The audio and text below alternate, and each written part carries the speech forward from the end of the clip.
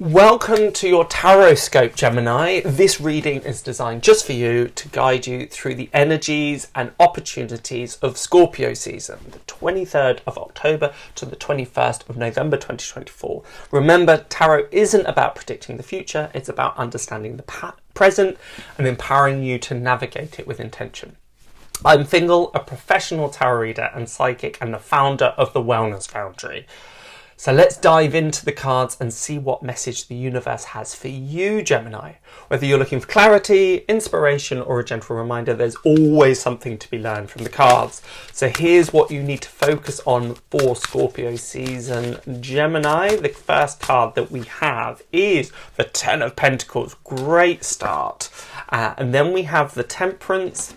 Also great, and then the Four of Swords. So overall, looks like a great season for you. Ten of Pentacles, the Malkuth, it's the Lord of Abundance. It's about things really coming out as planned. Lots of abundance, lots of things coming manifest, things to be shown for all the efforts that you've been putting in. There might be some financial remuneration in tandem with that, but that's not what I would kind of necessarily focus on. What I'd focus on is more of all the energies, all the efforts, all the things that I've been trying to apply myself to are starting to come in. They're starting to show. It's a really lovely, grounded place. It's almost right at the end of the tarot deck, arguably.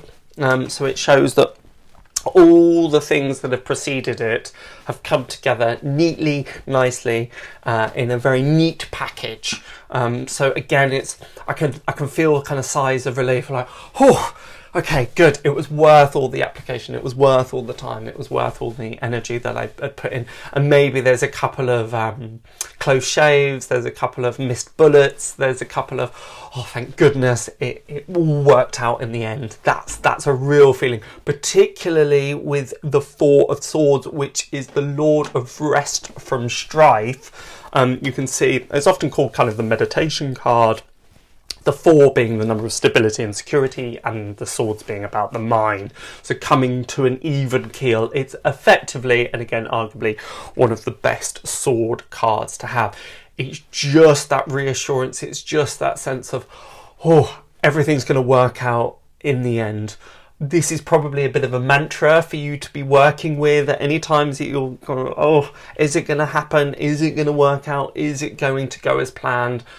There's a sense of it, yes it will, but anytime there is that bit of wobble, that bit of doubt, that bit of anxiety, it's reminding yourself, everything's going to work out in the end, everything's going to work out in the end, everything's going to work out in the end. It's going to be a bit of your mantra for Scorpio season. Again, not really, because I feel that there's going to be kind of tragedy and travesty and lots of things kind of blowing up in your face whatsoever. Quite the reverse, particularly with the Ten of Pentacles. But it's just more of the allaying of any fears that, again, there's a feeling of some things being quite kind of to the 11th hour or quite close to the bone. It's like, oh, right at the last moment, you're thinking, is it going to happen? Is it going to happen? There's a sense of, yes, it will, which is great. Particularly as you have the Temperance card, a beautiful card, really lovely energy. It's a very subtle energy. Interesting with Gemini as well, that can sometimes be about this duality or sometimes working in extremes and bringing some of these things into balance. So it's not necessarily a time, and I can't stress this enough, it's not necessarily a time of big actions, of big expressions, of taking huge risks, or being kind of gallivant on things or impetuous on things by any means. It's kind of slow and steady wins the race.